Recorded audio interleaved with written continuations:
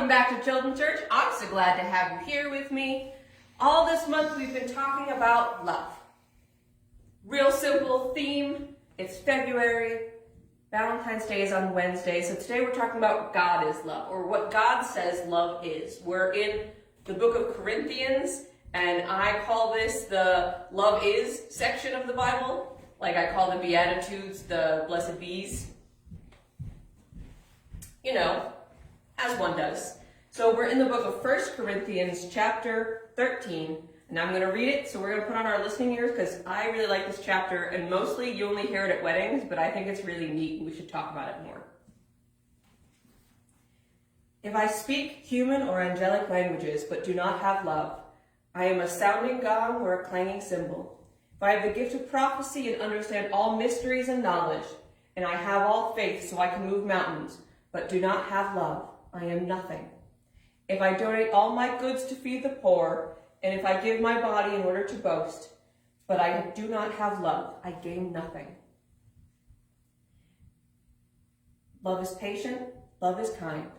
Love does not envy, is not boastful, it is not conceited, does not act improperly, is not selfish, is not provoked, and does not keep a record of wrongs. Love finds no joy in unrighteousness, but rejoices in the truth. It bears all things, believes all things, hopes all things, and endures all things. Love never ends. But as for prophecies, they will come for an end. As for languages, they will cease. As for knowledge, it will come to an end. For we know in part and we prophesy in part. But the perfect comes, the partial will come to an end. When I was a child, I spoke like a child. I thought like a child, I reasoned like a child.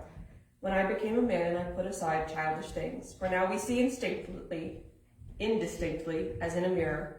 But then face to face, now I know in part. But then I will know fully, as I am known fully. Now these three remain, faith, hope, and love. But the greatest of these is love. There's so much in this chapter. You could spend a whole month talking about it. A month of Sundays. But we're going to go through it real fast. You can speak wonderfully, but if you don't have love, they're empty words. You can understand everything, but if you don't have love, it's not worth anything.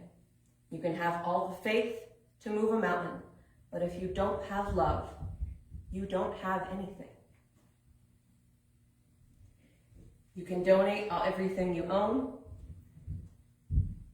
but if you don't do it out of love, you haven't gained anything. Love is patient, love is kind. Love does not envy, it's not boastful, which is proud talking. It's not conceited, which is prideful or kind of rude and nose in the air. It doesn't act improperly. Love is not selfish.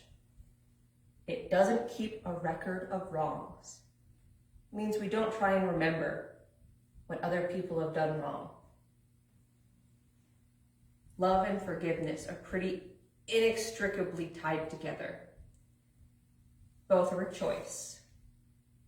Choosing to love and be loving and choosing to forgive come from the same place in your heart.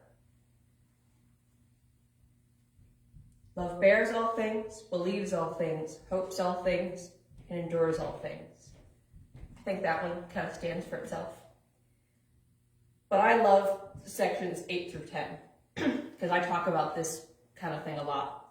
So get ready, we're talking about generational knowledge again.